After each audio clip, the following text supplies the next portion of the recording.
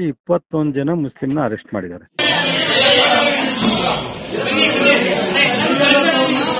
ಸಣ್ಣ ಪುಟ್ಟ ಘಟನೆಗಳು ಆಗಿದ್ದಾವೆ. ಒಂದು ಕಡೆ ಅಲ್ಲಿ ಎಲ್ಲೋ ಒಂದು ಕಡೆ ಫ್ಲ್ಯಾಗ್ ತೊಗೊಂಡು ಬಂದ ಅಂತೇಳಿ ಅವನು ಸ್ಟ್ಯಾಬಿಂಗ್ ಮಾಡಕ್ಕೆ ಟ್ರೈ ಮಾಡಿದ್ದಾರೆ. ಮತ್ತು ಇನ್ನೊಂದು ಕಡೆ ಚಿಕ್ಕ ಮಕ್ಕಳು 3 ವರ್ಷ 4 ವರ್ಷದ ಮಕ್ಕಳು ಮೇಲೆ ನಿಂತ್ಕೊಂಡು ಉಗಿದಿದ್ದಾರೆ ಗಣಪತಿ ಹೋಗುವಾಗ. ಈ ಥರದ್ದೆಲ್ಲ ಆಗಿದೆ. ಎಲ್ಲ everything is under control. Maddur ಪ್ರಕರಣ ಏನಾಯಿತು? ಖುದ್ದು ಜಿಲ್ಲಾ ಉಸ್ತುವಾರಿ ಸಚಿವರೇ 21 ಜನ ಇಂಥವರೇ ಮಾಡಿದ್ರು, ಆ ಕಾರಣಕ್ಕೋಸ್ಕರ ನಾವು ಅವರನ್ನು ಅರೆಸ್ಟ್ ಮಾಡಿದ್ದೀವಿ, ಕೌಂಟರ್ ಕಂಪ್ಲೇಂಟ್ ಕೊಡಿಸಿಲ್ಲ ಅನ್ನೋದನ್ನು ಹೇಳಿದ್ರು. ಗೃಹ ಸಚಿವ ಡಾಕ್ಟರ್ ಜಿ ಪರಮೇಶ್ವರ್ ಅವರು ಮದ್ದೂರಿನ ಪ್ರಕರಣ ಅಲ್ಲದೆ ಇನ್ನೂ 3 ಕಡೆ ಎಲ್ಲೆಲ್ಲಿ ಏನೇನಾಗಿದೆ ಇಂಥದ್ದೇ ಸಣ್ಣ ಪುಟ್ಟ ಪ್ರಕರಣಗಳು ಅಂತ ಹೇಳುವ ಮೂಲಕ ಅದು ಗಣೇಶ ವಿಸರ್ಜನೆಯ ಸಂದರ್ಭದಲ್ಲಿ, ಗಣೇಶ ಮೂರ್ತಿಯ ವಿಸರ್ಜನೆಯ ಸಂದರ್ಭದಲ್ಲೇ ಆದಂತಹ ಅಡಚಣೆಗಳು ಸಣ್ಣವು ಅಂತ ಮಾತನ್ನು ಹೇಳಿದ್ರು. ವಿಡಿಯೋದ ಆರಂಭಕ್ಕೂ ಮುನ್ನ ನೀವು ಕೇಳಿಸ್ಕೊಂಡ್ರಿ. ಮುಖ್ಯಮಂತ್ರಿ ಸಿದ್ದರಾಮಯ್ಯ ಅವರು ಯಾರೇ ತಪ್ಪು ಮಾಡಿದ್ರು ಅವರಿಗೆ ಕಠಿಣ ಶಿಕ್ಷೆ ಆಗುತ್ತೆ ಅನ್ನುವಂತಹ ಮಾತನ್ನು ಹೇಳಿದ್ದಾರೆ. ಆದರೆ ಇದರ ಮಧ್ಯೆ ಒಂದು ಸೂಕ್ಷ್ಮ ವಿಚಾರ ಬಹುಪಾಲು ಮಾಧ್ಯಮಗಳಲ್ಲೂ ಚರ್ಚೆ ಆಗ್ತಿರುವಂತಹ ಸಂಗತಿ, ಸ್ಥಳೀಯರು ಹೇಳ್ತಿರುವಂಥದ್ದು ಇದು ಪ್ರೀ ಪ್ಲಾನ್ಡ್, ಕರೆಕ್ಟಾಗಿ ನಾವು ಅಲ್ಲಿಗೆ ಬಂದಾಗಲೇ ಕಲ್ಲೆಸೆದಿದ್ದಾರೆ ಅನ್ನುವಂತಹ ಸ್ಥಳೀಯರ ಆರೋಪಕ್ಕೆ ಪೂರಕವಾಗಿ ಡಾಕ್ಟರ್ ಜಿ ಪರಮೇಶ್ವರ್ ಅವರು ಮಾತಾಡಿದರು. ನೋಡಿ ಏನು ಹೇಳಿದ್ದಾರೆ.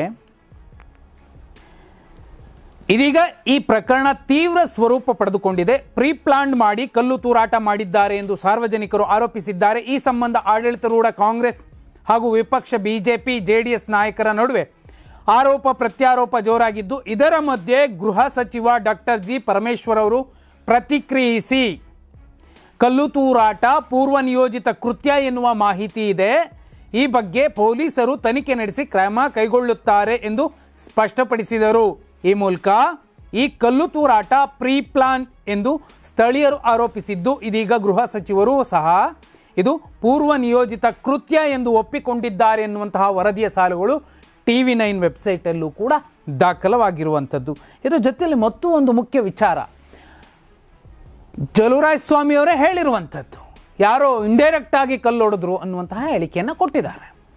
ಅವರು ಹೇಳಿರುವ 21 ಜನ ಯಾರು ನೋಡಿ, ಹೆಸರುಗಳೆಲ್ಲ Mohammed Awez alias Mullu, Mohammed Irfan alias Miya, Nawaz Khan alias Nawaz, Imran Pasha alias Imran, Umar Farooq alias Umar, Syed Dastagir alias Syed Rasheed, Kasif Ahmed alias Kasif, Ahmed Salman alias Mukkulla, Musveera Pasha alias XYZ, Kalandar Khan, Sumer Pasha, Mohammed Aziz, Inayat Pasha, Mohammed Khaleem alias Kaif.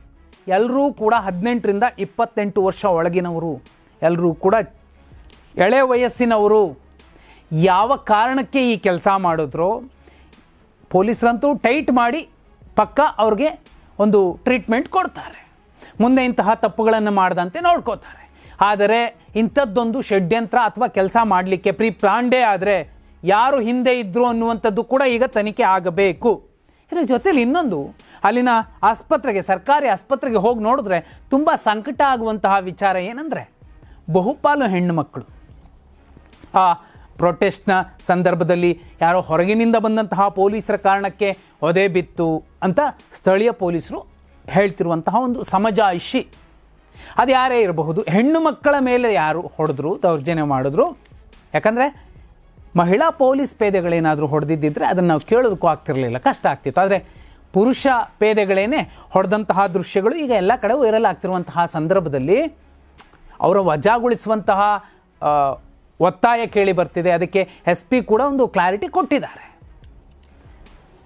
ಇದ್ರ ಜೊತೆಯಲ್ಲಿ ಹೊರಗಿನಿಂದ ಬಂದಂತಹ ಪೊಲೀಸರ ಕಾರಣಕ್ಕೆ ಒದೆ ಬಿತ್ತು ಅನ್ನುವಂಥದ್ದೇನಿದೆ, ಇದ್ರ ಜೊತೆಯಲ್ಲಿ ಆ ಆಸ್ಪತ್ರೆಯಲ್ಲಿ ನೋಡಿದ್ರೆ ಬಹುಪಾಲು ಹೆಣ್ಣು ಮಕ್ಕಳು ಗಾಯಗೊಂಡು ಟ್ರೀಟ್ಮೆಂಟನ್ನು ತಗೋತಿದ್ದಾರೆ. ಅವರನ್ನು ನೋಡಿದ್ರೆ, ಅವರ ಆರ್ತನಾದವನ್ನು ಕೇಳಿಸ್ಕೊಂಡ್ರೆ ಯಾರಿಗೇ ಆಗಲಿ ಸಂಕಟ ಆಗತ್ತೆ.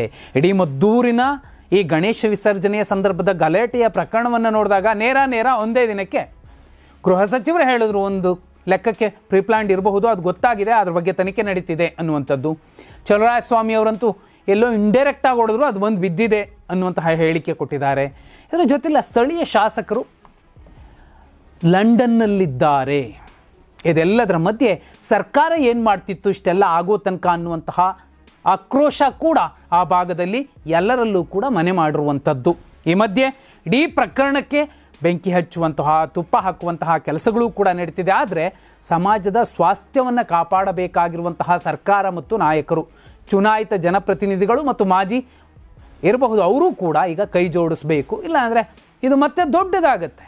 ಯಾಕಂದರೆ ನಾಗಮಂಗಲದ ಒಂದು ಸಣ್ಣ ಪ್ರಕರಣ 3-4 ದಿನಗಳ ಕಾಲ ಎಳ್ಕೊಂಡೋಗಿತ್ತು. ಅಂಥ ಪ್ರಯತ್ನಗಳಾಗಬಾರ್ದು. ಕುಮಾರಸ್ವಾಮಿ ಅವರು ಕೂಡ ಇದನ್ನೇ ಹೇಳಿರುವಂಥದ್ದು, ಇಲ್ಲಿಗೆ ನಿಲ್ಲಿಸಿ ಸಾಕು, ಇನ್ನೇನು ಬೇಡ, ಇಂಥದ್ದು ಮುಂದುವರಿಬಾರ್ದಾಗಿತ್ತು, ಆಗಬಾರ್ದಾಗಿತ್ತು, ಆಗೋಗಿದೆ, ಇನ್ನು ಆಗಬಾರ್ದು ಇಂಥದ್ದು ಅನ್ನುವಂತಹ ಒಂದು ಸಲಹೆಯನ್ನು ನೀಡಿದರೆ ಸರ್ಕಾರ ಕೂಡ ಅದನ್ನೇ ಹೇಳುತ್ತೆ. ಪೊಲೀಸ್ ಇಲಾಖೆ ಕೂಡ ಆ ಒಂದು ಶಾಂತಿಯನ್ನು ಕಾಪಾಡುವಂತಹ ಪ್ರಯತ್ನಗಳನ್ನು ಕಟ್ಟುನಿಟ್ಟಾಗಿ ಮಾಡ್ತಿದೆ.